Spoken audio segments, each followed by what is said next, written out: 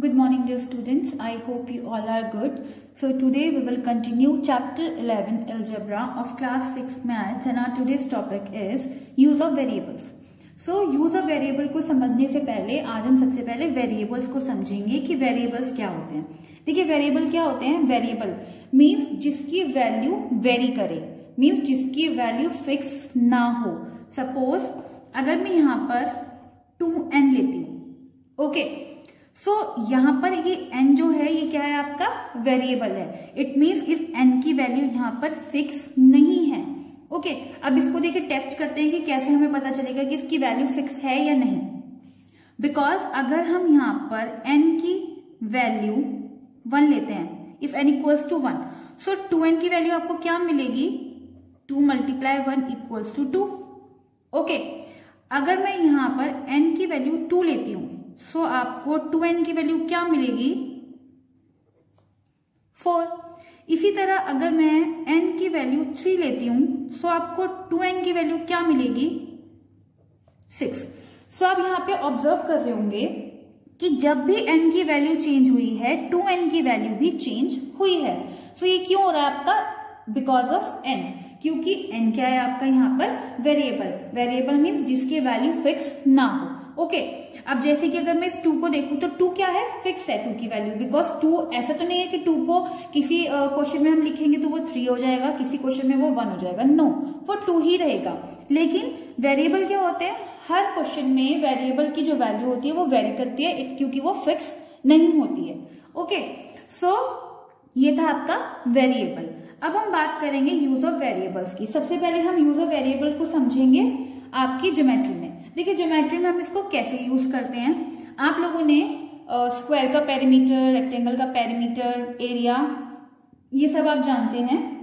Okay, सो अगर मैं यहाँ पे स्क्वायर की बात करूं, सो मैं यहाँ पर एक स्क्वायर लेती हूं, राइट. ये आपका एक स्क्वायर है और इसकी साइड मैं l लेती हूं. अब चूंकि ये स्क्वायर है, सो इसकी 4 साइड्स क्या होंगी, इक्वल होंगी. सो इट मीन्स चारों साइड कैसी हो जाएंगी, l हो जाएंगी. अब पेरीमीटर ऑफ स्क्वायर क्या होता है, पेरीमीटर ऑफ स्क्वायर क्या होता है आपका 4 इंटू साइड. अब अगर आप यहाँ पे देखें तो साइड क्या है आपकी यहाँ पर l. सो इट मीन्स जो आपका यहाँ पे फॉर्मूला आ जाएगा वो क्या आ जाएगा 4l, जहां पर l क्या है आपकी साइड, और l एक तरीके से आपका यहाँ पर क्या है वेरिएबल. क्यों वेरिएबल क्यों है, बिकॉज जितनी बार भी l की वैल्यू चेंज होगी स्क्वायर का पैरामीटर भी उतनी ही टाइम्स आपको चेंज मिलेगा. ओके, जैसे कि एक एग्जांपल के लेके मैं आपको समझा भी देती हूं. सपोज l यहां पर हम 2 ले लेते हैं, तो पैरामीटर ऑफ स्क्वायर क्या आ जाएगा आपका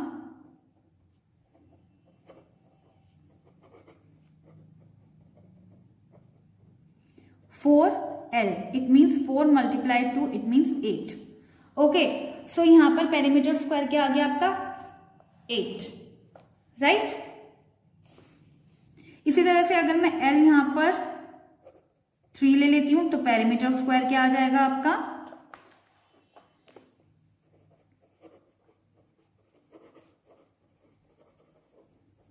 कितना आ जाएगा यहां पर आपका 4l. It means 4 multiply 3 it means 12. Okay, so आपने देखा अगर l की वैल्यू 2 थी तो पेरीमीटर क्या था स्क्वायर का 8, और जब l की वैल्यू 3 हुई तो स्क्वायर का पेरीमीटर क्या हो गया यहाँ पर 12. सो बिकॉज l क्या है आपका वेरिएबल है. सो ये आपका इसका ज्योमेट्री में यूज था. अब हम इसको अर्थमेटिक में अगर पढ़े, अर्थमेटिक जैसे कि नंबर्स की जहां पर बात होती है, सो आपको अगर याद हो तो मैंने आपको कुछ प्रॉपर्टीज पढ़ाई थी, commutative property, distributive property. Okay, so वहां पे इसको हम कैसे यूज करते हैं. देखिए कॉम्यूटेटिव प्रॉपर्टी क्या होती है आपकी, कॉम्यूटेटिव प्रॉपर्टी. देखिए कॉम्यूटेटिव प्रॉपर्टी में क्या होता था, सबसे पहले नंबर्स में देखेंगे. सपोज अगर आपको गिवन है यहाँ पे 4 प्लस 3 इक्वल्स टू 7, सो इसके अकॉर्डिंग क्या होता था, आप 4 प्लस 3 कर लें या 3 प्लस 4 कर लें. इसमें इट मीन्स एडिशन को आप किसी भी ऑर्डर में कर लें, तो उससे आपके आंसर पे कोई भी इफेक्ट नहीं आता था. इट मीन्स 4 प्लस 3 भी 7 ही है और 3 प्लस 4 भी 7 ही होगा. इसी तरह अगर मैं मल्टीप्लाई की बात करूं, सो अगर मैं 4 मल्टीप्लाई 3 करती हूं तो भी आपको 12 मिलेगा, और 3 मल्टीप्लाई 4 करूंगी तो भी आपको 12 ही मिलेगा।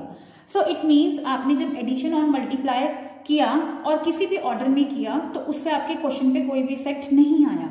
सो इसी तरीके से इन जनरल हम इसको कैसे लिख सकते हैं, in the form of algebra आप इसको ऐसे लिख सकते हैं यहाँ पर a plus B equals to B plus A, और a multiply b equals to b multiply a।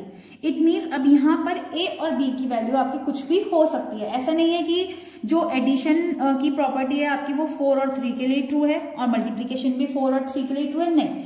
अब इस जर्नल फॉर्म को आने से क्या हुआ यहाँ पर, ये जर्नल फॉर्म कहेंगे हम इसको यहाँ पर, कि यहाँ पर a और b की वैल्यू आपकी कुछ भी हो सकती है। हो सकता है यहाँ पे 7 और 3 हो सकता है यहाँ पे 10 और 12 हो। सो आपको किस भी तरीके से आप उसको ऐड कर लीजिए, कोई भी ऑर्डर रिवर्स करके उसका, और इसी तरह आप मल्टीप्लाई कर लीजिए तो वहां पर कुछ भी डिफरेंस नहीं आएगा। ओके, सो अर्थमेटिक में हम इस तरीके से इसको यूज कर सकते हैं। सिमिलरली अगर आपको याद हो, मैंने आपको एक डिस्ट्रीब्यूटिव प्रॉपर्टी पढ़ाई थी। सो डिस्ट्रीब्यूटिव प्रॉपर्टी क्या होती थी आपकी,